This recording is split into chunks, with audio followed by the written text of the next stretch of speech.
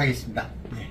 오늘은 이제 지난 시간에 이어서 선천, 후천 두 번째 얘기인데 제가 이제 표 두 개를 올려놨어요.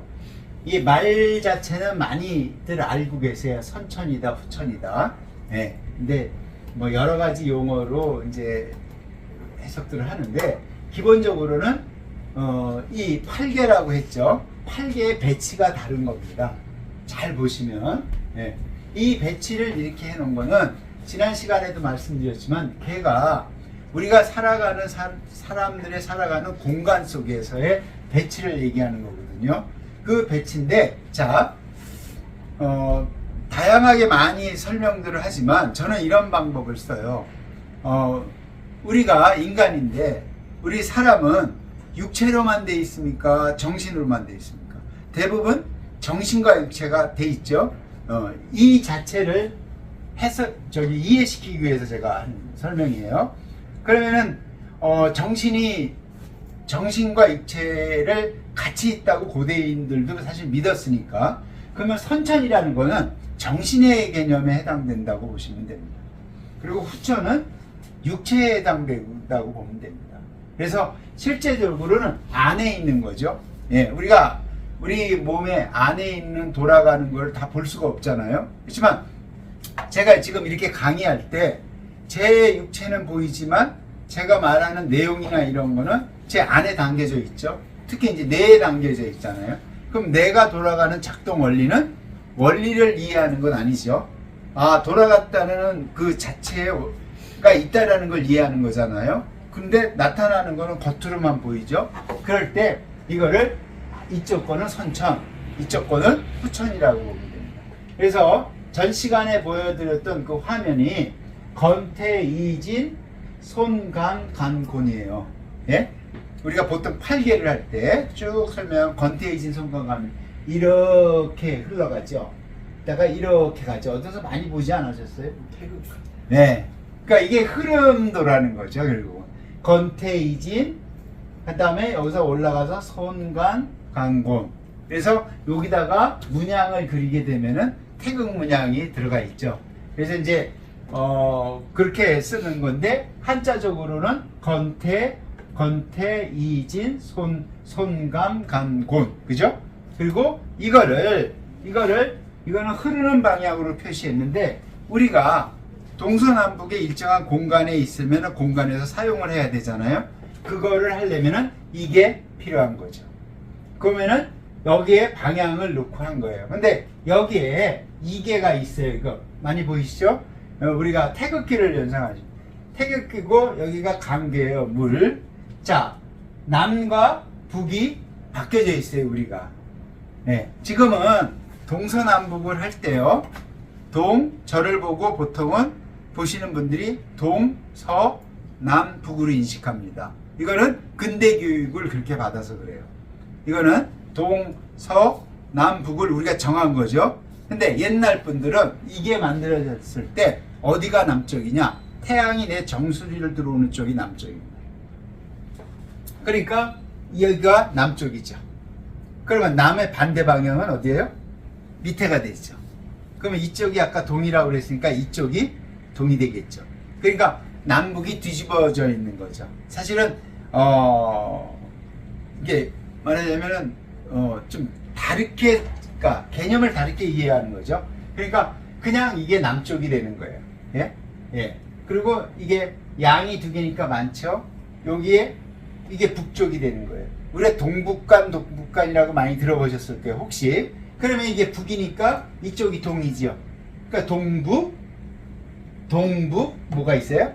간방향. 예. 그리고 고는 여기 있고 거는 여기 있고 이렇게 배치를 하는 거예요. 왜 이게 중요하냐? 보통은 이런 문양을 어디에 가서든지 보실 수가 있어요. 보시는 문양은 밖으로 보이는 외형이 보이나요? 내지 안에가 보이나요? 밖이 보여야죠. 그러니까 이 모양으로 배치를 하는 겁니다. 그러니까 문화재나 이런 데 가서 무슨 괴 모양이 있을 때는 이 모양이 기준이 되는 거예요. 속은 보이나요? 안 보이나요? 안 보이죠. 이게 속에 감춰져 있는 거예요. 그거를 선천, 후천이라고 됐고 이게 둘을 만들어서 사용한 사람이 달라요. 다른 거에 따라서 이제 설명을 하는 거예요. 자, 선천, 후천이라고 했습니다. 먼저 선, 뒤후예요. 그죠? 예. 근데 다른 게 이렇게 되는 거예요. 이거는 한글로 표현할 수뿐이 없습니다. 자, 이제 정리를 하는 거예요. 이제는 음양, 사상, 팔계, 활용이거든요. 그래서 오늘 강의로 그게 끝나게 되는 거죠. 그러니까 정리할게요. 음양의 표현이에요. 그죠? 음양의 표현이에요. 그거를 복희팔계, 문양팔계라고 그래요. 그죠? 예, 아무 소리도 없이 복희하고 문항을 또 알아야 돼요. 그러려면은, 그러니까 이거는 몰라도 돼요. 괴와 상수를 결합합니다. 결국 상수를 결합한다는 거는 제가 위에는 표현을 안 했지만 여기에 숫자가 들어가 있어요. 불명이. 근데 너무 어렵기 때문에 숫자를 뺀 겁니다. 죄송합니다. 개와 수를 결합을 하게 돼요. 예? 그럼 나중에 이제 설명할 기회가 있을 거예요. 선천팔계는 나오죠? 선천팔계는 순서의 배열, 후천팔계는 마주보는 결합의 배치이다. 다시 위로 가겠습니다. 이거는 이렇게 돌아간다고 그랬죠? 이거는 이렇게 마주봅니다. 괴를 사용할 때. 예? 예. 그렇게 해서 이게 활용이 되는 거예요. 그러니까 요게 요 안에 쏙 들어가 있는 거죠. 흐름이. 자, 그래서 이거는 굉장히 어려운 개념이니까 자세히 할 수 없어서 되는데, 선천팔계는 순서의 배열, 후천팔계는 마주보는 결합의 배치예요. 그냥 이렇게만 이해하세요. 복희팔계를 선천팔계, 여기 나온 게 선천팔계이고요. 그 다음에 문항팔계를 보통 후천팔계라고 그래요. 그래서 선천, 후천 할 때는 복희라는 문이 있어요. 신화에 나오는. 이거는 문항은 주나라 시대 때 문항을 말하는 거예요. 그분들이 이렇게 만들었다고 하는데 만들었는지 안 만들었는지는 제가 확인할 바가 없습니다. 그냥 그렇게 전해져 내려오는 거죠. 자, 이런 선천, 후천 또는 복희, 문항 해갖고 이거를 이렇게 언어적으로 문자적으로 정의했는데, 이 개념은 여기에 상수의 개념이 들어가요. 상수의 개념이 들어갔다는 건 뭐냐? 상에다가 수를 입히는 거예요. 그거는 가치를 생산하는 게 되는 거죠. 그러니까 선천팔계, 후천팔계를 이용해서 뭔가 가치를 만들어내는 거예요. 자, 이번 시간에는 그걸 다 설명할 여력이 없어서 이 선천팔계, 후천팔계는 그런 가치나 개념을 들어가서 사용했다, 요거까지만 말씀을 드리는 겁니다. 다음 시간에 다음 강의 정도에 이거를 통합해서 제가 설명을 드리도록 하겠습니다. 자, 지난 시간에 말씀드린 기본적으로 음양이 나와 있고, 음양이 그냥 있는 게 아니라 변화한다고 그랬죠? 그러면 그 음양이 왔다리 갔다리 변화하는 거예요. 절대적으로 그 안에 있는 게 성질이 왔다 갔다라고 생각하는 거예요. 그게 뭐냐면은 일월의 안에 목화, 토금, 화수, 목금토, 그냥 그러니까 성질이 있는 거예요. 그러니까 그런 성질이 왔다 갔다 하면서 이 변화는 이루어진다고 할 때, 그렇게 되면은 그게 음양 오행이 되는 겁니다. 네. 지금은 개념이니까 그렇게만 설계하시고요. 이거는 나중에 더 설명할 기회가 있을 겁니다. 이거를 중요한 거는 오늘은 이런 팔계를 갖고 어디다 적용했는지 알아야 되는 거죠. 그게 더 중요한 시간입니다. 자, 이렇게 적용합니다. 다 가보셨죠? 한 번쯤은 가보고 안 가보신 분들 있을 거예요. 우리가 하면은 광화문입니다. 우리가 많이 빛광자에 될 화자에 문문자. 화자예요. 한자로 말하면은요, 광자는 빛광이잖아요. 어진 사람입니다. 어진. 이게 사람인과 불화자가 만난 거거든요. 예, 어진 사람을 만나는 거예요. 근데 사람을, 화자라는 건 사람이 두 개예요. 한번 말씀드릴게요. 사람이 있는데 사람을 만드는 거예요. 그래서 될 화. 사람으로 태어난 거고요. 왼쪽은요, 사람인 부수예요. 사람으로 태어났으면은 사람이 사람답게 살아가겠고 하는 게 화자예요. 그러니까 조선이 개국하면서 온통 문에다가 광화, 그다음에 돈화, 홍화, 인화, 흥화라고 했던 거는 사람에 대해서 굉장히 중요하게 여겼다는 거죠. 인간답게 산다는 거. 그게 바로 유교가 됐던 유학이 됐던 유학이 추구하는 인간다운 길이죠. 이걸 갖고 광화를 풀 수가 있는 겁니다. 근데 이게 무슨 어디에 나왔다 이런 것도 중요하지만 그냥 한자적으로 사람을 어진 사람이 되는데 누가 이건 밖에서 백성이 보죠. 문을 누가 먼저 돼야 됩니까? 이 안에 사시는 분. 그러니까 왕을 비롯해서 정치를 하는 사람들이 광화가 먼저 돼야죠. 그래야만 백성을 화할 수 있죠. 네. 그러니까 아주 중요한 유학의 가치인 거예요. 그러면서 또 하나는 광화문에 뭐가 있냐? 잘 느끼지 못하지만 여기에 보이시나요? 더 키울래도 안 키워져 갖고 여선에 뭐가 보이죠? 근데 별로 광화문에 가서 관심도 없으시죠? 여기에도 있죠?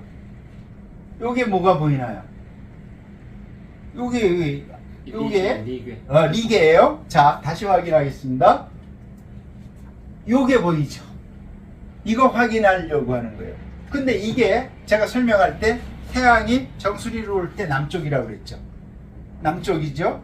남쪽인데 남쪽이기 때문에 여기에 있는 거죠.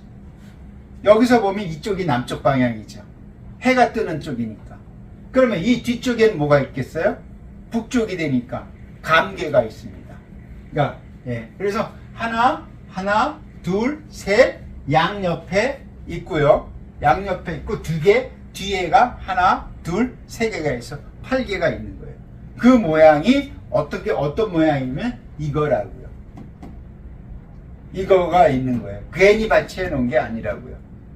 그러니까 자, 광화문은 일단은 이런 배치가 1392년에 조선이 개국이 되면서 궁궐을 짓게 되죠. 궁궐을 짓게 되면서 광화문에 궤를 놓다는 거는 주역이 경전으로 하지만 유학의 사상에 음양의 사상에 깊이 들어가 있다는 거죠. 그 왜? 대표적인 문에다가 놓잖아요. 그리고 유일하게 돌문이잖아요. 그래서 광화가 갖고 있는 의미가 굉장히 중요한 거죠. 이런 궤가 들어가 있는 문은 보기 드물죠. 오히려 여기에는 음양의 표식이 없죠. 제가 지난 시간에 할 때는 음양의 표식이 있는 도나문을 제가 홍화문인가 동화문을 보여드렸을 거예요. 2개가 있고 3개가 있다고 그랬죠. 3개가 있으면은 천지인, 2개가 있으면 음양. 그러니까 굉장히 어려운 개념이니까 이렇게 활용한다. 이거를 이번 시간에 설명을 드리는 겁니다. 자, 이 유튜브 방송을 보시는 분은 광화문에 가서 한번 확인을 하셔야 되는 겁니다. 8개가 있나 없나? 이 개가 맞나 안 맞나? 그죠? 이렇게 활용할. 자, 두 번째는 경혜류입니다. 경혜류에도 이 8개가 안에 다 들어있습니다.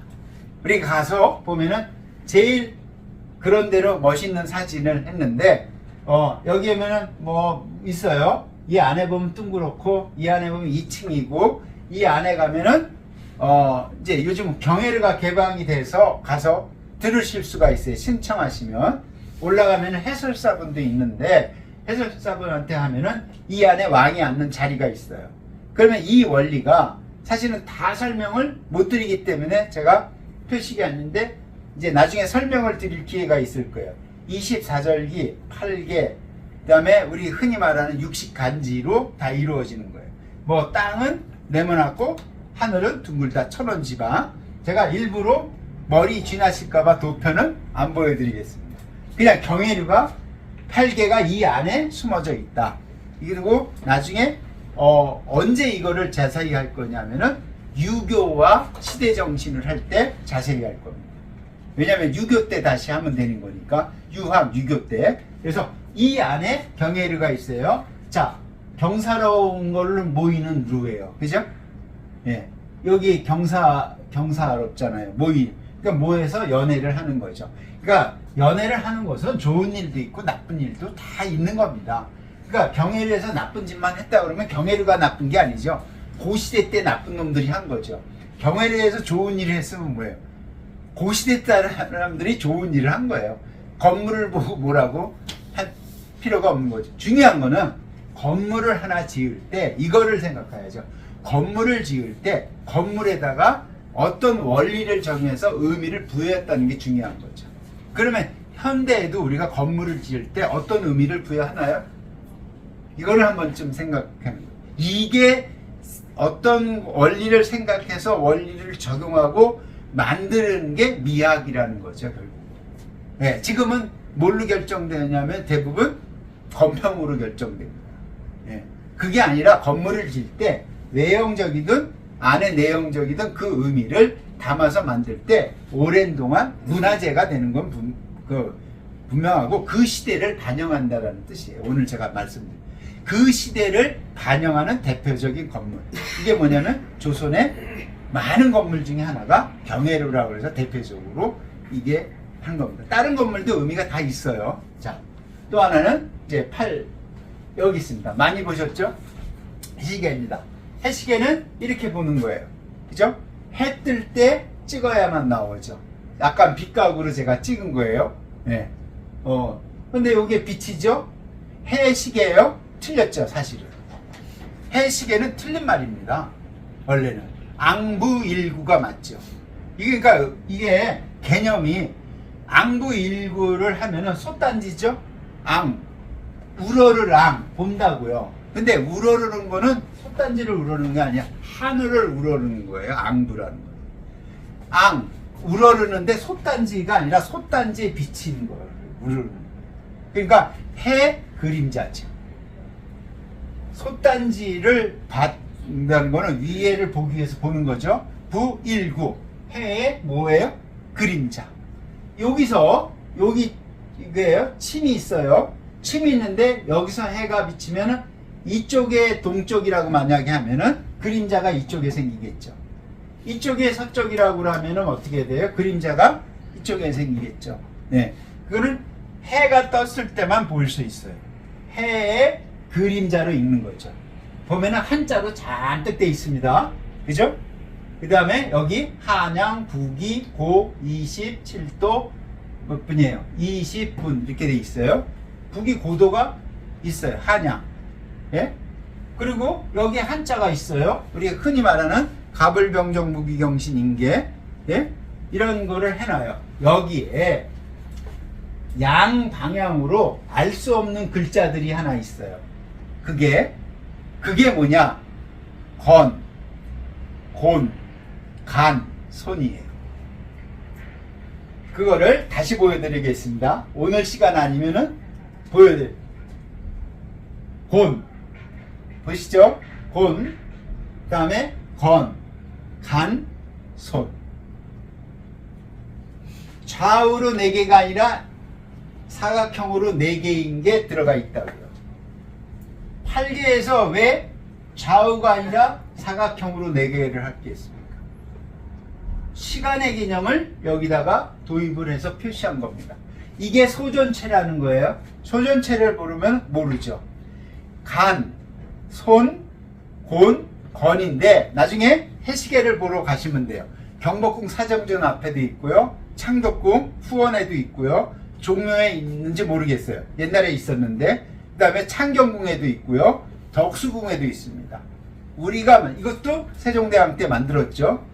이런 거를 확인할 수 있어야 되는 거죠. 그게 뭐냐면은 절기로 입하, 입춘, 입하, 입추, 입동이에요. 그러니까 이런 음양의 개를 가지고 시간의 공간에다 시간의 개념을 맞춘 거예요. 그래서 뚱으로 돌아가면 24절기예요. 24절기는 한 달에 2번 있죠. 이거는 양력이 아니라 음력입니다. 아니, 음력이 아니라 양력입니다. 제가 제 강의는 양력인데 절기잖아요. 그러니까 매달 5일 앞에, 그 다음에 5일 전후죠. 5일 뭐해서 7일 보름 뒤니까 22일에서 25일. 절기는 양력이니까 태양의 고도에 따라서 농사 짓는 법을 해야죠. 그때는 이게 맞았겠죠. 기후변화가 없었으니까. 지금은 이게 대충 맞죠. 네. 요즘은 이거를 보고 농사를 짓지 않아요. 왜? 자, 지금은 여름인데 딸기가 없어졌어요. 봄에 딸기가 다 나와요. 옛날에는 초등학교 시험 문제에 과일이 언제 납니까가 나왔는데 요즘은 안 나온답니다. 제가 확인해보니 이유가 비닐하우스에서 다 재배를 하니까 이게 자연절기에서 생산이 되지를 않는 겁니다. 네. 그리고 다양한 먹거리가 생기니까 계절 감각이 없어진 거죠. 지금 시장에 가면은 참외가 굉장히 많이 팔리죠. 참외 나올 때인가요? 5월 달에? 나는 5월 달에 참외를 본 적이 없습니다. 어려서. 예? 그러니까 전부 다 비닐하우스에서, 그러니까 과학의 발달로 절기의 개념이 거의 없어졌죠. 그러니까 전혀 무시하고 살 수는 없지만 전혀 관계되지 않으면서 우리는 지금 살아가고 있다는 거죠. 예. 그러니까 여기에 오늘 말씀드리는 거는 이런 해시계에도 그런 관계, 건계, 건계 이런 4개의 계를 사용해서 썼다는 말씀을 드리고, 이거는 강의로 하기 힘든 거니까 이 방송을 보시는 분들이 보시고 나서 확인하시라는 거죠. 네. 그 다음에 또 있습니다. 죄송합니다. 또 있는데 제가 오늘 실수를 많이 하네요. 예, 여기까지. 오늘은 더 있지만 오늘은 여기까지 하고요. 더 많은 내용을 하면 너무 어려우니까 오늘 기억했던 경회로, 그 다음에 광화문, 그 다음에 해시계, 이런 거는 가장 서울 한양에서 많이 볼 수 있는 경복궁에 가면은 볼 수 있기 때문에 제가 대표적으로 경복궁 것만 보여드린 겁니다. 예, 이런 거를 활용하셔갖고 음양, 사상, 팔계가 그 자체만의 의미가 있는 게 아니라 그 의미를 담은 문화재도 확인해보고 그런 것도 확인할 수 있는 기회가 있으면 굉장히 좋을 것 같습니다. 오늘 강의는 여기서 마치도록 하겠습니다. 감사합니다.